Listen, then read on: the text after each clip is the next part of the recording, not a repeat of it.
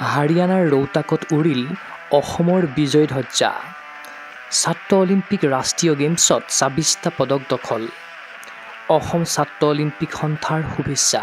যোৱা ২৬ৰ পৰা ২৮ জুলাইলৈকে হাৰিয়ানাৰ ৰৌতাকত অনুষ্ঠিত হয় একাদশ সংখ্যক ছাত্ৰ অলিম্পিক ৰাষ্ট্ৰীয় গেমছ ২০২৪-২৫।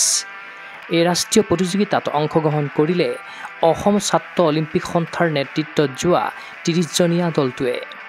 কেৱল উচু ইভেণ্টত দুৰ্দান্ত প্ৰদৰ্শন দাঙি ধৰি অসমে অৰ্জন কৰে মুঠ ২৬টা পদক।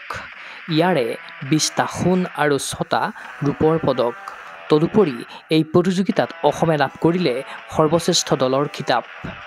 পদক জিনি খেলুৱৈসকলৰ মুখত বিৰিঙিল আনন্দৰ হাঁহি।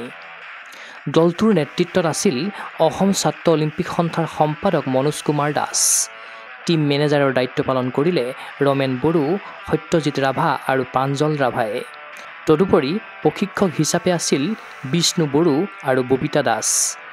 বুধবাৰে হাৰিয়ানাৰ পৰা গুৱাহাটীত আহি ভৰি দিলে ২৬টাকৈ পদকজয়ী অসম দলটোৱে। স্বভূমিত পদাৰ্পণ কৰাৰ পাছতেই গগো স্পৰ্টছ এনিৰ সন্মুখত প্ৰকাশ কৰিলে হাৰিয়ানাৰ অভিজ্ঞতাৰ কথা।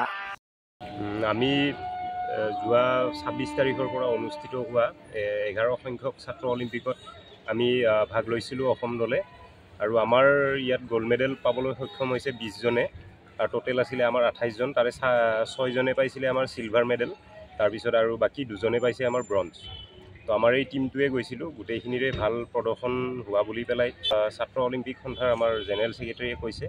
আৰু ময়ো তাত আছিলোঁ এই খেলখনত। তো বহুত ভালেই হৈছে আমাৰ গেম। ইয়াতে অলম'ষ্ট আমাৰ 12খন ৰাজ্যই পাৰ্টিচিপেট কৰিছিলে, তাতে আমিও আছিলোঁ অসম দলে। ক্ৰীড়া অনুৰাগীৰ আশা, অসম ছাত্ৰ অলিম্পিক সন্থাৰ বলিষ্ঠ নেতৃত্বত দোপতদোপে আগবাঢ়ি যাওক অসমৰ প্ৰতিভাধৰ খেলুৱৈ।